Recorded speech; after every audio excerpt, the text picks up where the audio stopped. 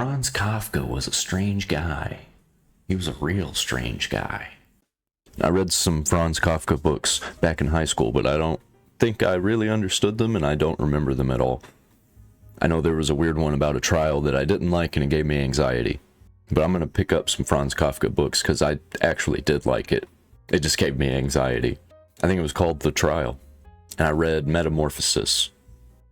And that one was weird because the guy turned into a bug, and he just was living as a bug like a normal person, but he was a bug.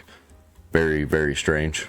This video is What is Kafkaesque, the philosophy of Franz Kafka. Maybe it'll give me a better understanding before I reread these books that I once read and read some new ones. Because I'm a big boy now. I'm a big adult. So I got better understanding, better grasp on smart topics. Franz Kafka is regarded as one of the greatest literary figures in recent history. He is known for his uniquely dark, disorienting, and surreal writing style. A style and quality so particular to him that anything that resembles it has come to be known and referred to as Kafkaesque. To understand his writing and the qualities of Kafkaesque, it is helpful to understand his early life. Kafka was born in Prague in 1883 to a man named Hermann and a woman named Julie. His father was a highly successful, well-to-do businessman who, through sheer force of will and a brash, aggressive personality, managed to rise from the working class, build a successful business, marry a well-educated woman, and become a member of higher middle society. As parents tend to do, Hermann hoped for a child that would measure up to his ideal stature of a person. Franz Kafka was not that.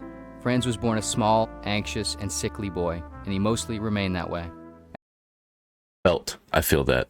I wasn't exactly sickly, but when I was a kid, I was very small and scrawny for a while, until I became normal size. As a result, through no fault of his own, Franz would become a great source of disappointment for his father and a sort of psychological punching bag for him as he attempted to mold Franz into who he wished he was, but could never be. Throughout his adolescence, Franz developed an Typical fathers, am I right? urge to write as a means of dealing with his increasing sense of anxiety, guilt, and self-hatred. Of course, his father did not allow him to pursue writing and ultimately defined the borders around Kafka's life, forcing him to pursue law as a profession. During his time studying law in college, Kafka continued writing and met one of his only real friends, Max Brod, another writer who would eventually convince Kafka to publish his first 3 collections of work. These pieces sold very poorly, however, and essentially went unnoticed. After college, Kafka would go on to work in a law office and then for an insurance company. Here, Kafka would become subject to long hours, unpaid overtime, massive amounts of paperwork, and absurd, complex bureaucratic systems. Kafka was understandably miserable. Bro, he was living the modern day life back then, like when the modern time first started. I feel for him, man. He was like all the way bound in it. While working at the insurance company, Kafka continued writing on the side, producing some of his most notable pieces, including The Trial, The Castle, and America. He did not attempt to publish any of these at the time, however, and even left much of his work unfinished, believing it to be unworthy. Kafka continued working at the... That's kind of ironic, ain't it? He felt he was unworthy to the point where he became worthy.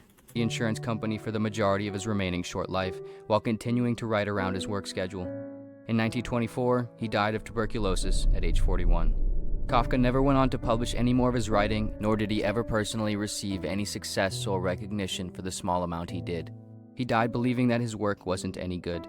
On his deathbed, he even instructed Max Brod to burn all of his unpublished manuscripts following his death. Obviously, Brod did not follow Kafka's instructions. Wow.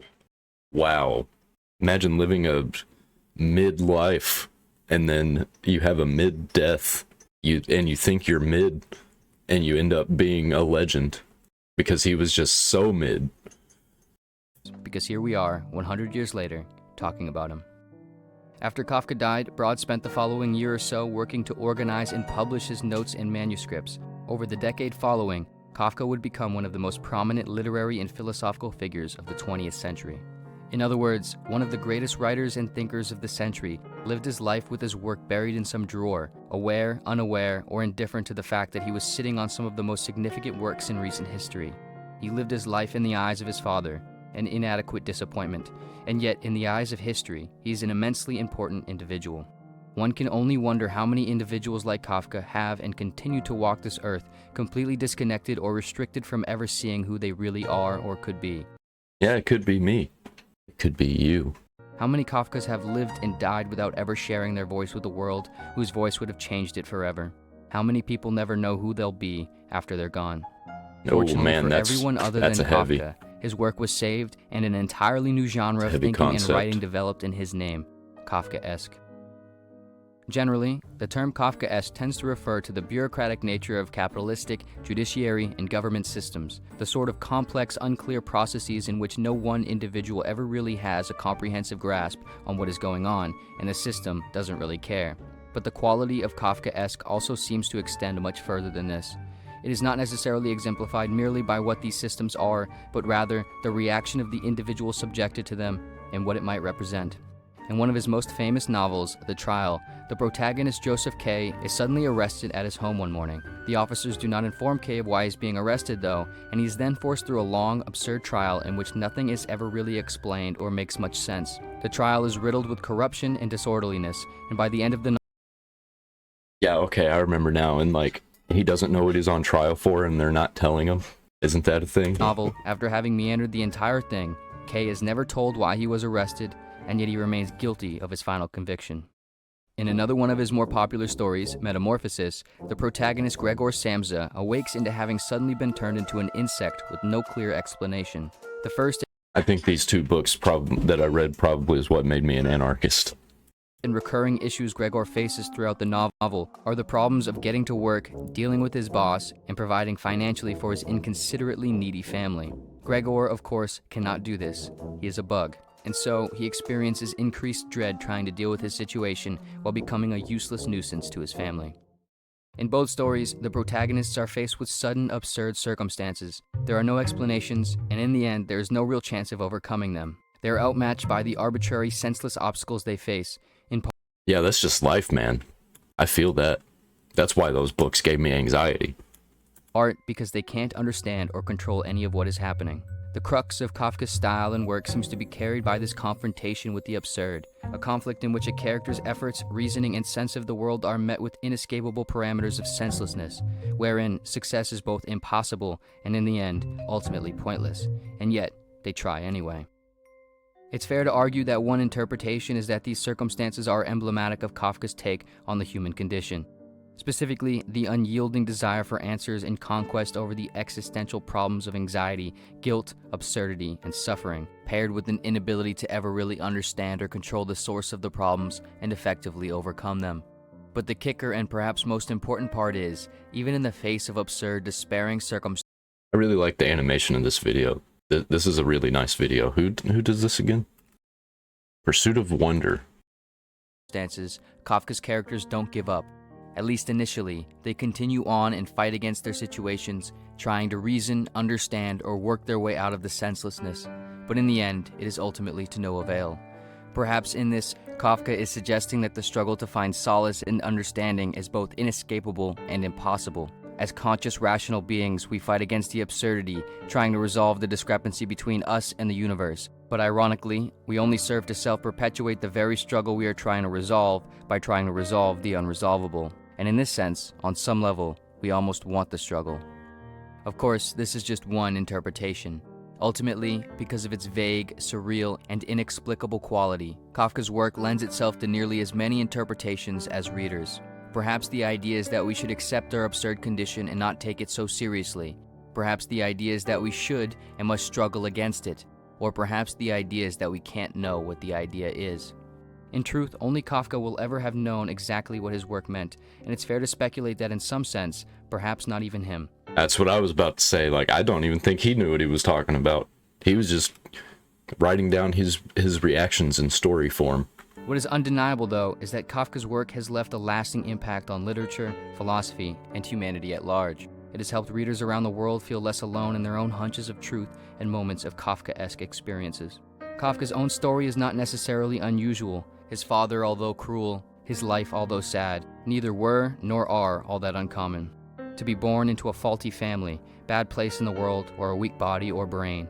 To live and die having never recognized one's full potential. To have been stuck in a bureaucratic cog of a business organization or government system. To have felt the guilt and anxiety of existence for no clear reason. And then to just die at 41 of tuberculosis, it's just like the icing on the cake for this guy. reaching greatness after death. We've all, at least at times, experienced the Kafkaesque. Kafka's work is not considered great because it describes something profoundly unique, but because it describes something mundanely common in a profound way. An encapsulation of an often indescribable experience, a part of life that touches us all. When referring to Kafka, writer Anne Rice once said that his work helped her realize the following approach in her own work. Don't bend, don't water it down, don't try to make it logical, don't edit your own soul according to the fashion. Rather, follow your most intense obsessions mercilessly. Kafka's work sought not to alleviate the soul through remedies of false hope or delusion, but rather through the direct confrontation with the darker aspects of self. By distorting reality to map more accurately onto his own sense of human experience, he revealed a certain remedy of unhindered self-examination and carved out a place in the world for others to do the same. I think we ought to read only the kind of books that wound or stab us. If the book we're reading doesn't wake us up with a blow to the head, what are we reading for? Right? Like, books that I was reading at the time were The Trial, Metamorphosis, 1984, Fahrenheit 451, Brave New World, Lord of the Flies. So that it will make us happy? Good Lord, we would be happy precisely if we had no books, wrote Kafka in a letter to a friend. Although he might not have shared this explicitly, Kafka's work embodies and reminds us not that we wish to give up, but that despite all the absurdities and problems, we wish to continue. We wish to struggle against the universe and forge our own way. We wish to find and connect over honesty, however hard it may be.